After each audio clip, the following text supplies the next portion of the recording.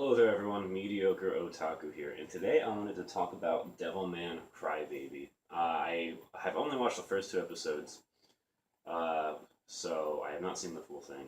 I probably would have kept on watching it last night, but it was like 2 a.m., so I figured I should probably stop and get some sleep.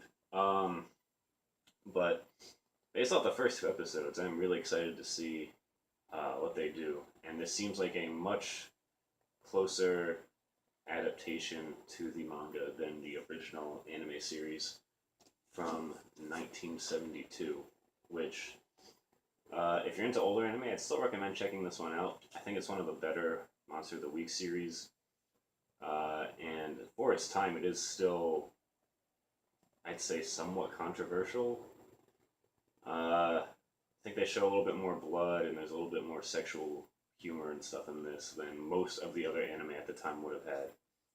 Um, Having said that, I'm not super familiar with 70s anime, but I mean, anyway.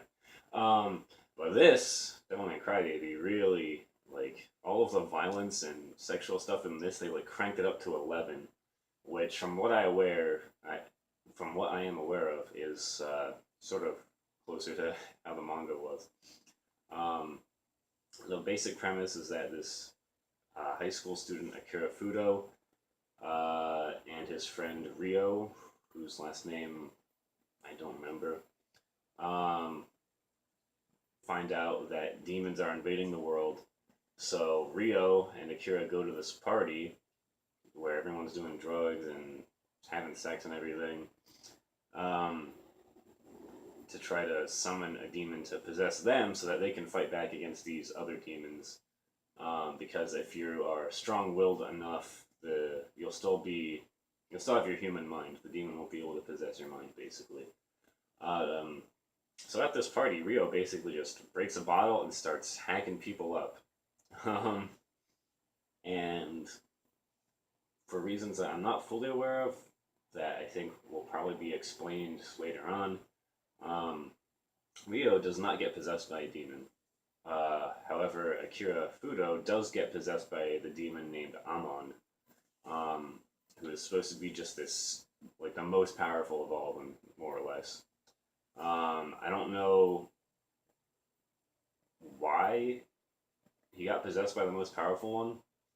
Um, and I don't know, because it seems like Rio knew that he was going to get possessed by Amon specifically, because he says, like, hey, Amon, come over here, when he's slashing people up. I mean, he doesn't say that exactly, but close enough. Um, so I think he definitely had this planned out. I don't know how he had this planned out, but I assume as the series goes on, they'll explain that a little bit more. I hope, because that's gotta kind of bother me if they don't explain that.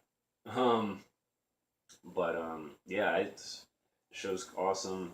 The second episode has a remix of the theme song, the original theme song used in this, which I thought was just a really cool nod to the original series. Not too many people are gonna get that reference, probably, but it's because not too many people really watched this original series that I'm aware of. But yeah, that is cool. The other music in this show hasn't really stood out to me. Um, However, the other thing that did stand out to me was the art and animation style. The animation, for the most part, is very fluid, which has always been something that's pretty important to me. Um, at least with more modern stuff, I don't really expect the original Devilman series to have really detailed art and fluid animation because it was from '72. Um, but I can totally see why the art style would put people off to this show because it is very non-traditional at a lot of points. There's not a whole lot of detail in a lot of the drawings, but I think that's fine. I think that to me, knowing what the original series is like and knowing at least what the manga looks like, though I haven't read it, um,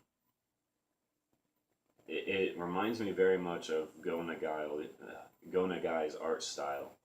Um, his style was always fairly simplistic. Um, he's just a weird guy.